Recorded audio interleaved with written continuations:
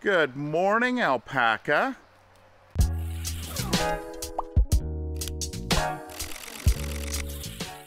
Good morning and welcome to the 10-Acre Woods. My name's Mark, and this past week we got some land clouds in. Well, we like to call them land clouds. Sheep, better known as. So these 3 sheep came in just this past week, just a few days ago. They are coming from a family who got them last year at a year old and can no longer care for them because they're traveling. So they've got some chickens, but those aren't the issue. So they are looking for homes for the sheep. So they came in this past week, and I'll show you that little clip here of them coming in as we go in and check them out.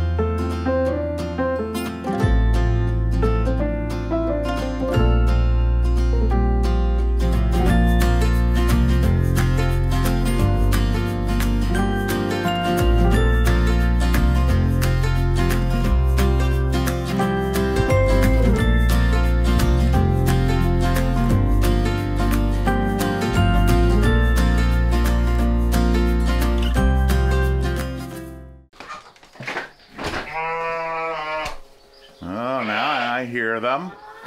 Good morning. How are you? So this is Rocco, the brown face. Charlie has the black face, and Isla has the white face. Hi. Yes, what do you think? So they are 2 years old now, and you can see they have not been sheared, which is why we call them land clouds, and these ones actually look more cloudy than your standard. So we're gonna get them sheared down. We have a call to our sheep shearer, and she is gonna be in our area. She's about 5 hours away is where she lives, so she's gonna tag us on to the end of another shearing that she's gonna be doing in the area. So the reason why they're here is they are traveling. I guess they got them in at about a year old from another farm. They're now traveling more, and they can't care for them.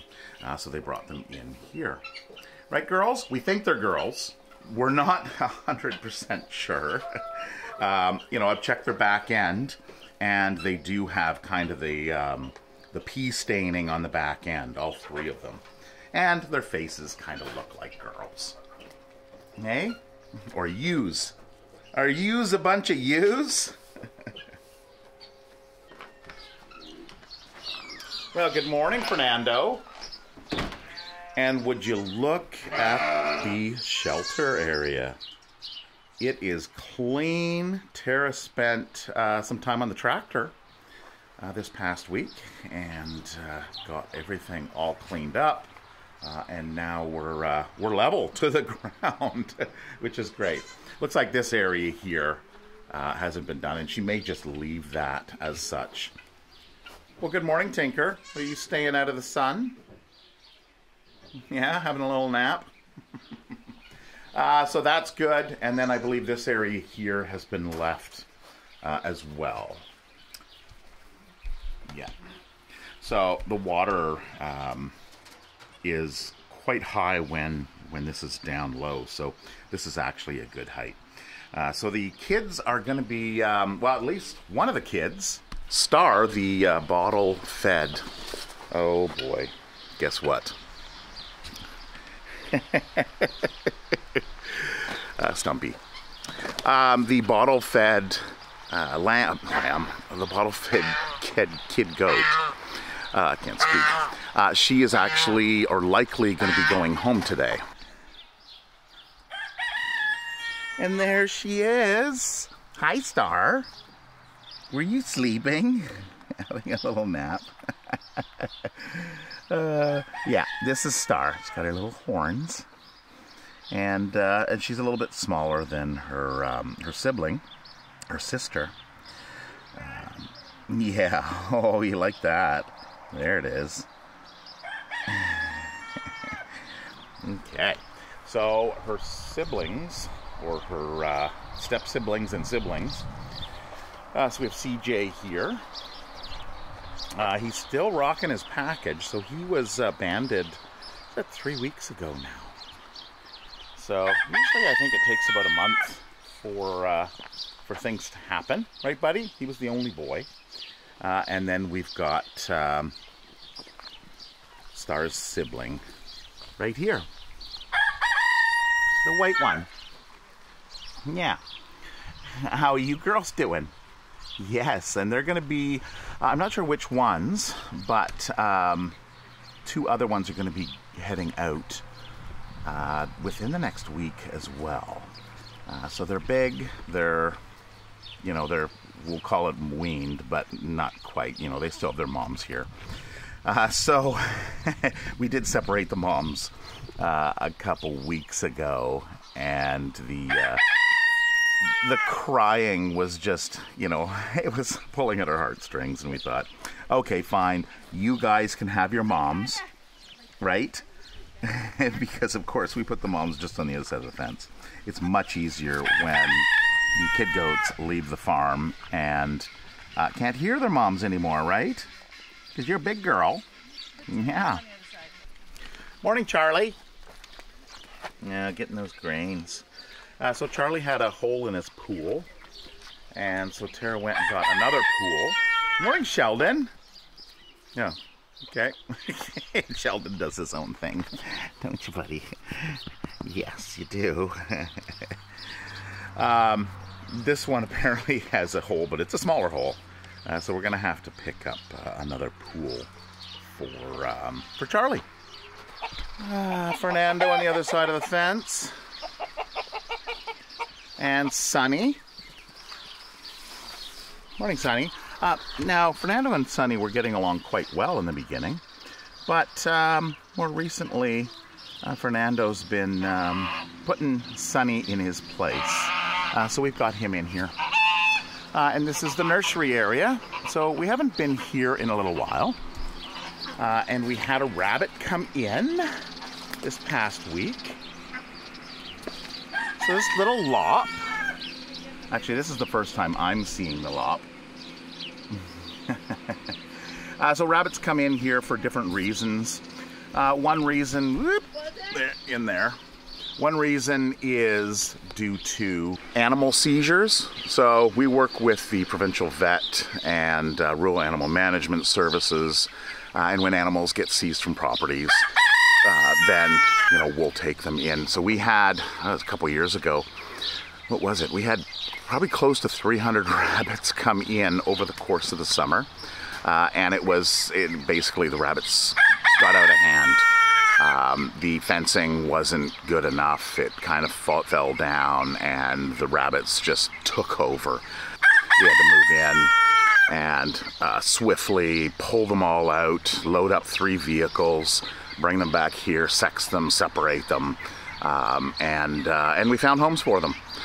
So that was good. We separated them into sexes and moved groups of males and groups of females to farms that wanted some animals. So then there would be no more breeding going on, and then they have some rabbits on their farm. Now, the little baby ducklings. So Mac and her Cayuga babies have been moved out, upgraded to the larger pond. And this is the little ones. And yes, that white one is the pekin, now fully feathered. Actually, they're all fully feathered. So we've got the little Rowans. And I don't think there's any coloring yet. But they've got a little bit more growing to do. Are you still the mom? They're a little skittish. The pekin has been the surrogate mother. And then there's the little goose, still featherless. All right. Yeah, they've got their little little makeshift pond here. So Tara just has a spray nozzle that is broken, which actually works pretty good because she just hangs that over here and lets it kind of just leak out into the ground. Fernando, Stumpy, what are you doing, buddy? Oh, you're gonna... Why every day I come out here? He's the only rooster. Well, that's like the answer my own question. Yeah, thanks, Fernando. You get him. He's the only rooster out here, so he doesn't have anyone else to try to take alpha position from. So he tries to take it from me. Oh, he's pretending now that he's looking for bugs. When if I actually start walking away... Oh yeah, if you're new to the channel, we call him Stumpy because he only has one foot and he was born that way. Yeah, you gotta watch when you turn your back on on roosters. Alright, so we have Petey and Piper over there, ducks, and we have Petunia over here. So some of the moms, they kind of travel back and forth, and whenever we hear the calling between the two sides, we'll let her back in over there. So it's kind of a slow separation. Morning, ducks, Pigeons. Piper. Morning, Piper. Yeah, you busy? Yeah, I know. And then Petey. Petey. Yes, hi. And looks like Stumpy's just kind of following me around like a security guard. And then our peafowl are in here. We've still got one sitting in that little building there. A peahen is sitting in there. I see a peahen standing up behind the building, and then there's 3 peacocks here. Out enjoying the sun. All right, there's Mac Mac. It looks like she's pretty much done being a mother. Oh, no, maybe not. No, there's the kids. Okay. There's 4 of them anyway. So there must be 2 more. There must be 2 more around somewhere.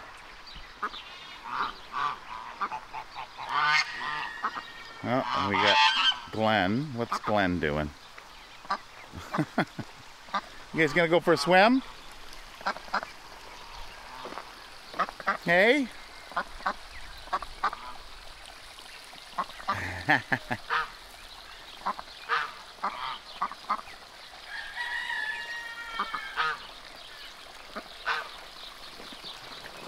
There we go, into the water.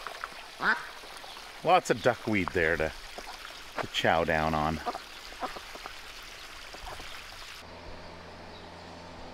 Hi Willow, what's happening? Are you looking for somebody? Looking for JJ? She's like, is it feeding time? What's happening? Hey, you gonna come out for a walk? Are you? Alright, let's go. Okay, so the alpaca are back here. I haven't really done much walking back here in a while. But as you can see, the grass is, well, it's nice and green. It's short. You can see trails, normal walking trails that the animals take to get out to their grazing area. And the leaves are well, there's a perfect canopy of height because, of course, the alpaca can only reach so high, and they prefer to get the leaves. So you wind up with this nice canopy where you can see actually clearly right through to the end of the property. There's a set of tracks right back there, and we can see right back. Here's the alpaca. So 1, 2, 3, 4, 5. I guess they're out further as well. What's going on? Nothing's happening. Morning, Jasper. Just chewing away. Oh, what is it? What is it, Paula? Do you hear something? Is there a danger? Or are you just looking for Shanzy? Oh, they're having a roll in the dust. Doing a little bathing. Sitting in the sun, rolling in the dust. And the goats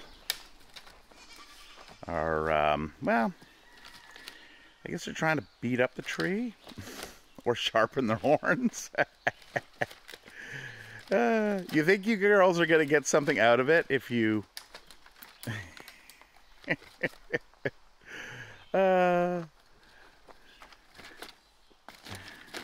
Yeah. All right. Well, you girls carry on. Morning, Shanzy. I think Paula's looking for you. Yeah. Oh, boy. We have... Oh, okay. Java is back. You can see a dark brown spot back there. So most of this has been raked up, but you can see there's some areas here that still have some sticks on the ground.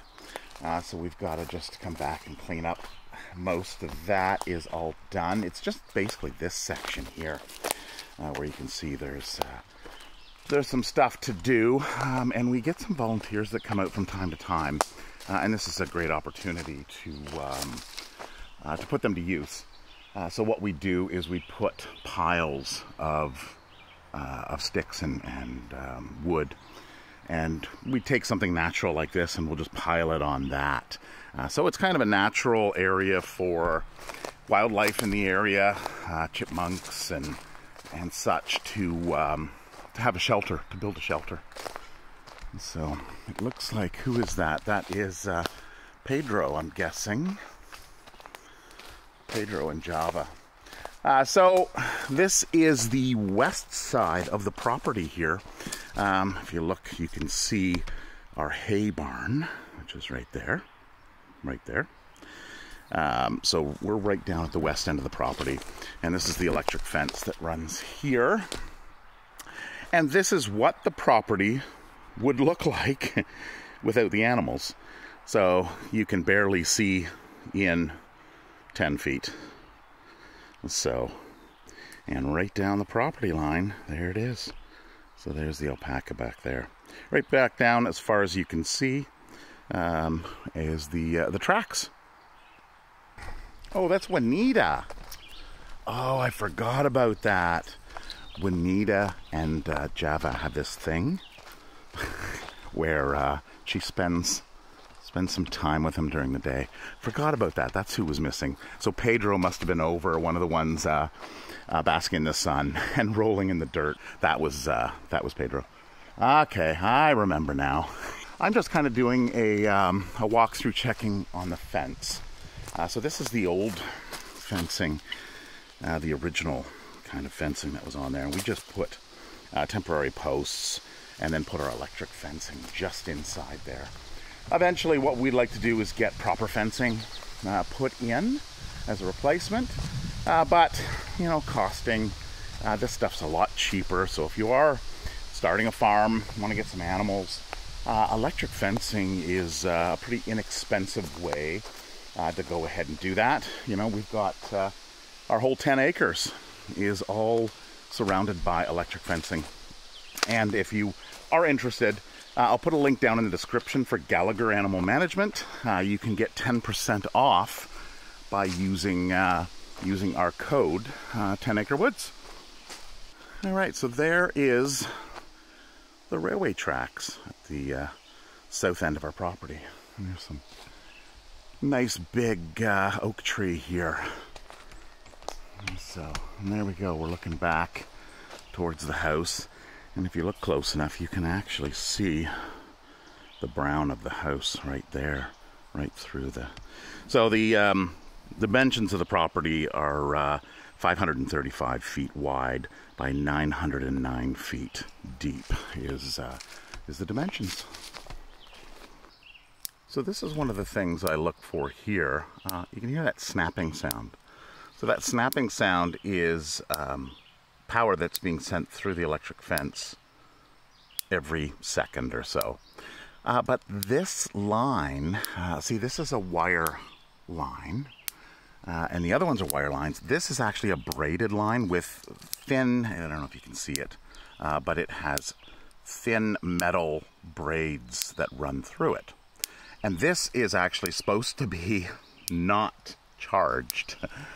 But I think what's happening is there is an area where it's touching this line and transferring the voltage. Those ants that are on there don't seem to be affected by 6,000 volts. So that's interesting. So I'm going to have to find out why this line is live, because it shouldn't be. It should have an insulator, you know, like that keeps it, it's a plastic insulator that keeps it from not grounding onto the tree. So that's interesting. So that's the corner that I just came from. So here you can see what we've done down to this area here, and then there was a natural clearing. So then we just went straight across to our actual property line and then ran it from there along. So this was just a natural opening. The neighbors have kind of a field, so there's not as many trees over there. But if you look down here, so there's kind of the clearing, and there's where our property line runs. So right through there, so you can see all of this back here is untouched land. Okay, so I just came through this gate, and you can see we've got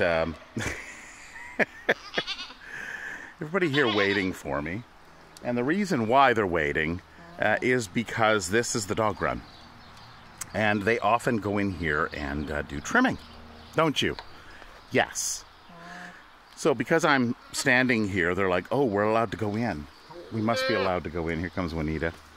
But no, that's not the case. Not right now. So I was not able to find where the wire was touching the other wire. So what I've done is I've gone and got my fault finder here. Again, Gallagher, 10% off down in the description. And we're going to use this to find the end. I've got to find out where that line actually starts. And then we'll check the voltage on that and walk the entire line. Okay, so now I'm back to this area that I spoke about being untouched. And then that being the original property line. And I think I walked out further to take a clearer shot, and I missed the line where it comes down and is actually wrapped around, and you can hear that. It's actually snapping to the line. So, so there's the problem. Actually, if we look down further, you can see how it really sags. Still getting 1,000 volts on the line, but it's I should probably just cut out that line. It's actually no longer needed anyway. I think what we were doing at this point was there was a fox that came in, and we wanted to shore up these lines here. But what we ended up doing was dropping down another line right at the ground, which the fox was very likely coming underneath. But we did this as a secondary approach. So I might even just remove it because it's creating more of a pain than anything. Billy, how you doing, buddy? Just relaxing. Looks like the ponies, for some reason, the ponies like the old chicken coop. We pushed the chicken coop back years ago. That was the first building we built on the property. So we pushed it back from its home over here where the lattice is in between those two buildings. And yeah, they quite enjoy it. So they've got this building here which we built back a few years ago. And it's a perfectly good shelter. I guess maybe the other one is just, well, it's worn in for sure. And it's cozy. I showed you a couple weeks ago the pigeon. The feather-footed pigeon. And here, he or she is, not sure of the sex, but look at the feathers. You're gonna trip over yourself, little buddy, aren't you? So, you know, the sibling has a few feathers, but this is probably the most feathers we've seen on one of our pigeons, or pretty close to it. So it happens from time to time. Some pigeons don't have any feathers, but this one does. So it doesn't look like they're quite up and ready for flying. They're waiting for Mom. Mom was sitting on these eggs, their siblings, and they were kind of just hanging out over here when I first walked out. So there is our feather-footed friend.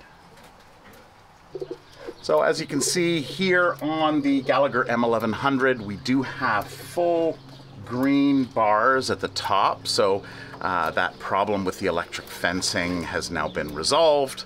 And is a reason why I like the M1100, and there's a few other models that do have that capability. I'm just a very visual person. When you're walking in here, you can see if there's a problem with the line or not, and then go and search for it with the fault finder. So we have now surpassed 40,000 subscribers, so that's exciting. So here's to the next milestone of 50,000 subscribers. Let me know if you have any questions about our farm or any ideas for future videos. Until the next video, have a wonderful week, and we'll see you then. Bye-bye.